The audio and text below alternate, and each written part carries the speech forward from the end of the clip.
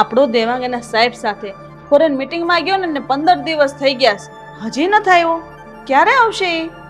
આવી જશે. તું નકામી ચિંતા કરે છે. દેવાંગ એના સર સાથે ગયો છે, એકલો નથી ગયો. પણ આટલા બધા દિવસ થોડા લાગે. અરે લંડનમાં કદાચ ફરવા રોકાણો હશે એટલે વાર લાગી. પણ તમે એને ફોન તો કરો. અરે નથી લાગતો, બહુ બધી ટ્રાય કરી.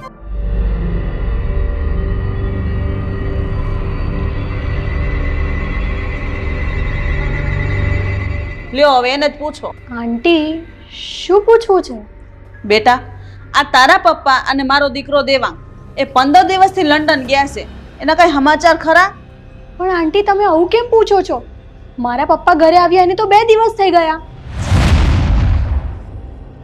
તારા પપ્પા ઘરે આવ્યા એને 2 દિવસ થઈ ગયા? તો પછી મારો દેવાંગ? કેમ, તમારો દેવાંગ હજી સુધી ઘરે નથી આવ્યો? ના, એ હજી નથી આવ્યો. આ શું વાત કરો છો તમે? આવું કઈ રીતે બની શકે? પણ તારા પપ્પાએ દેવાંગ વિશે કઈ વાત કરીશ તને? ના, એમણે મને તો કોઈ વાત નથી કરી. પ્રવીણ, તમે જાઓ ને રીતિકાના પપ્પા પાસે, હે જઈને પૂછો કે આપણો દેવાંગ હજી કેમ નથી આવ્યો. ઠીક છે, તમે બંને બેસો, હું રીતિકાના પપ્પાને મળીને આવું છું.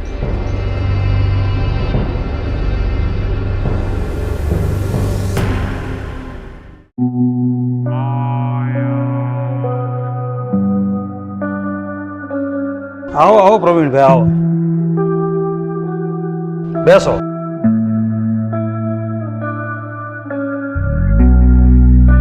પિયુષભાઈ, તમે લંડનથી ક્યારે પાછા આવ્યા? હું તો લંડન થી આવી ગયો, એને 2 દિવસ થઈ ગયા. પણ મારો દેવાંગ તો તમારી સાથે આવ્યો હતો, એ કેમ નથી આવ્યો? શું વાત કરો છો?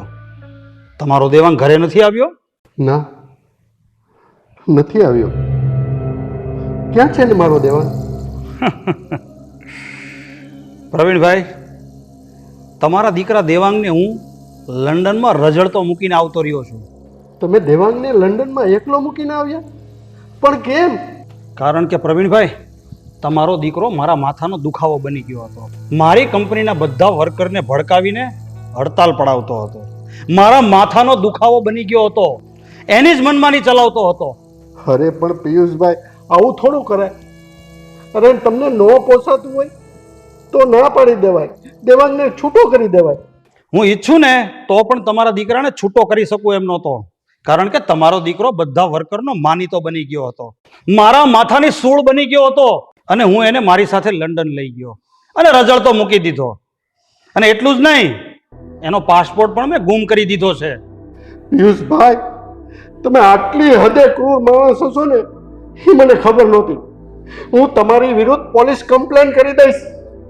પ્રવીણભાઈ, પોલીસનો ડર તમે મને ના બતાવો, કારણ કે અત્યારે રૂપિયાની આગળ આ કાનૂન નાચે છે. તમે જઈ શકો છો.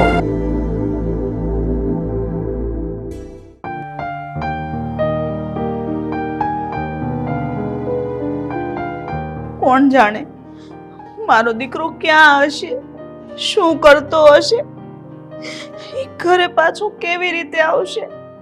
એને લંડનમાં કાંઈ નથી જોયું, એની પાસે પાસપોર્ટ પણ નથી, અને આપણો દીકરો કંઈક ખોટા કેસમાં ફસાઈ જાય તો?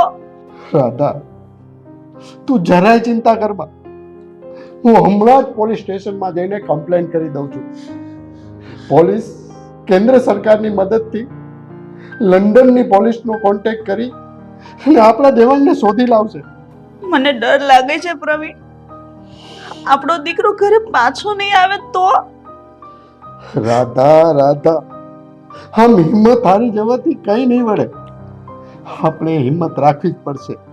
દેવાંગ ગમે ત્યાં હોય તે પાછો આવશે. હા, થોડોક સમય લાગશે પણ પાછો આવી જશે. રાધા, આપણો દેવાંગ પાછો આવશે.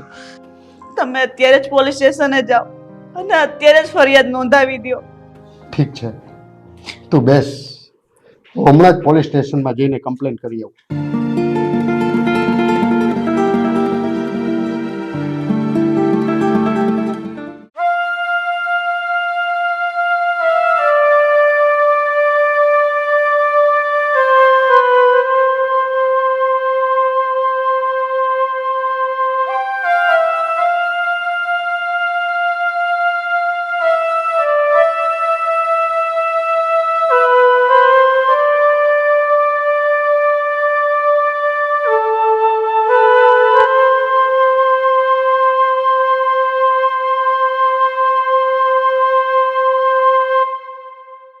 હેમાં જીવંતિકા, મને ખબર છે તમે સંતાનોને લાંબુ આયુષ્ય આપનાર છો, એની રક્ષા કરનાર છો.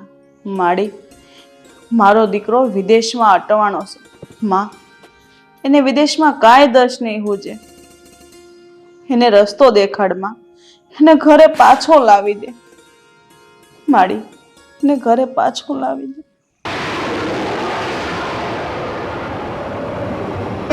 દીકરી, હું સર્વમંગલા જીવંતિકા તારી સાથે પરદે વાત કરવા આવી છું. હા માં, બોલો ને.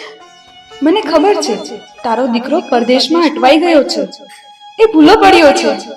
હા દીકરી, તું છેલ્લા ઘણા વર્ષથી મારા વ્રત કરે છે અને હું તારી શ્રદ્ધા ભક્તિથી પ્રસન્ન છું. હેમાં જીવંતિકા, હું આજે ખૂબ મોટી મૂંઝવણમાં છું. મારો એકનો એક દીકરો ધરતીના કયા ખૂણે રજળતો હશે. માં, એને રસ્તો દેખાડો, એને ઘરે પાછો લાવી દો. તારા સિવાય એને રસ્તો કોઈ નહીં દેખાડે. તું ચિંતા ના કરીશ, તારા દીકરાને હું હેમખેમ ઘરે પાછો લાવીશ. માં, મારો દીકરો ઠીક તો હશે ને? એને કઈ થયું તો નહીં હોય ને? તું જરાય ચિંતા ના કર, તારો દીકરો હેમખેમ છે. એની પર મારી નજર અને કૃપા દ્રષ્ટિ હંમેશા રહેશે. માં, મારો દીકરો ક્યારે ઘરે પાછો આવશે? દીકરી, વ્રતના છેલ્લા શુક્રવારે તારો દીકરો ઘરે પાછો આવી જશે. એને હું હેમખેમ પાછો લાવીશ.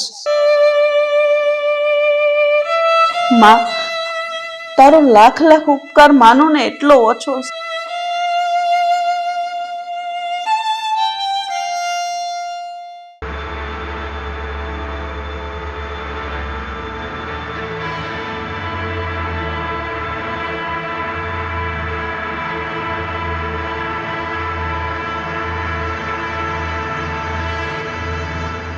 કેમ બેટા, તારે આજે ઓફિસ સુધી આવવું પડ્યું? શું કરું પપ્પા, કામ જ એવું હતું કે અહીંયા સુધી આવવું પડે. હા તો બેટા બોલ ને, શું કામ હતું? પપ્પા, તમને એવું નથી લાગતું કે તમે આ બધું ખોટું કરી રહ્યા છો? દેવાંગને ત્યાં લંડનમાં એકલા મૂકીને થોડી આવતું રહેવાય. પણ એમાં તું એટલો બધો જીવ શું કામ બાળે છે? તને ખબર છે આ દેવાંગ મારા માથાનો દુખાવો બની ગયો હતો, એટલા માટે જ હું એને લંડનમાં એકલો મૂકીને આવતો રહ્યો છું. પણ પપ્પા, એવું જ હોય તો એને સસ્પેન્ડ કરી દેવાય, આવું થોડી કરાય. બિચારાને લંડનમાં કંઈ જ ખબર નથી, ક્યાં જશે? એને જ્યાં જવું હોય ને ત્યાં જાય. અને હું તો એવું ઈચ્છું છું કે પાછો ક્યારે ઘરે જ ના આવે, નહીતર આ સાલો પાછો મને નડશે. પપ્પા, તમે આ હદે જઈ શકો ને એની મેં કલ્પના પણ ન કરી હતી. જો બેટા, આવડી મોટી કંપની ચલાવવી હોય ને તો આવા બધા પેતરા કરવા જ પડે. પણ તને આ બધું નહીં સમજાય તો આ બધી ખોટી લપ ના કર. તું જા અહીંયાથી.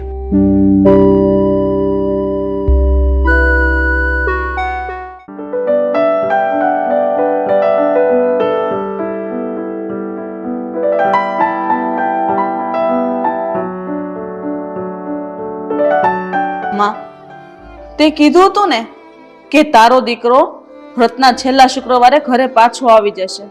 તો શું માં, મારો દીકરો ઘરે પાછો આવશે?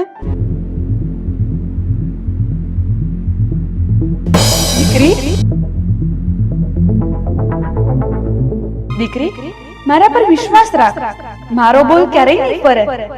પણ માં, મારો દીકરો કેવી રીતે ઘરે પાછો આવશે? એને તો કઈ જોયું પણ નથી. દીકરી, તારા દીકરાએ ભલે કઈ નથી જોયું, પણ હું ત્રિભુવનને રચનારી છું અને સર્વલોકમાં વિચરું છું. ઘડીના છઠ્ઠા ભાગમાં હું તારા દીકરાને અહીં લાવીશ. માં, જો મારો દીકરો આજે ઘરે પાછો આવી જશે ને તો હું તમારો ઉપકાર ક્યારેય નહીં ભૂલું, તમારો ઋણ ક્યારેય નહીં ભૂલું. માં, દીકરી, હું તારી માં છું અને એક માં દીકરી ઉપર ક્યારે ઉપકાર નથી કરતી. અને તું તો મારી અનન્ય ભક્ત છો, એટલે હું તારી સાથે હંમેશા રહું છું. તું વિલાપ ના કર. તું મારી પૂજા પૂર્ણ કરીને અંદર તારા દીકરાના રૂમમાં જજે. તારો દીકરો પલંગ પર સૂતેલો જોવા મળશે. હા માં, ઘણી ખમ્મા તને માં, ઘણી ખમ્મા.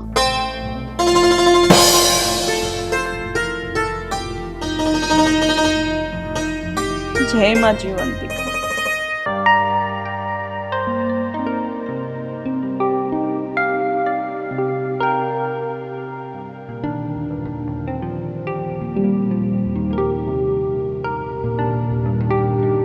દેવા, મમ્મી, પપ્પા,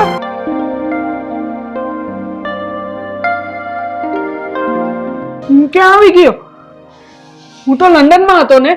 હા બેટા, તું લંડનમાં જ હતો, પણ તને અહીંયા મારી માં જયવંતિકા લઈ આવી છે. બેટા, તું માતાજીની દયાથી હેમખેમ પાછો આવી ગયો ને, એ જ અમારા માટે બહુ છે.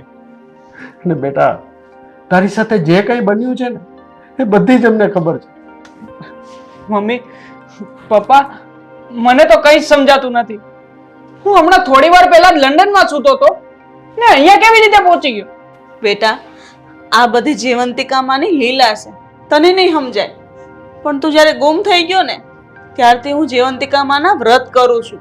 અને હા બેટા, માં જીવંતિકાએ તને હેમખેમ ઘરે પહોંચાડવાનું તારા મમ્મીને વચન આપ્યું હતું. અને માતાજીએ એ વચન પાડ્યું અને ઘડીના છઠ્ઠા ભાગમાં તને ઘરે હેમખેમ પહોંચાડી દીધો. બેટા, ચલો આપણે બધા સાથે મળી અને માતાજીના આશીર્વાદ લઈ લઈએ. ચાલો બેટા, ચાલ બેટા.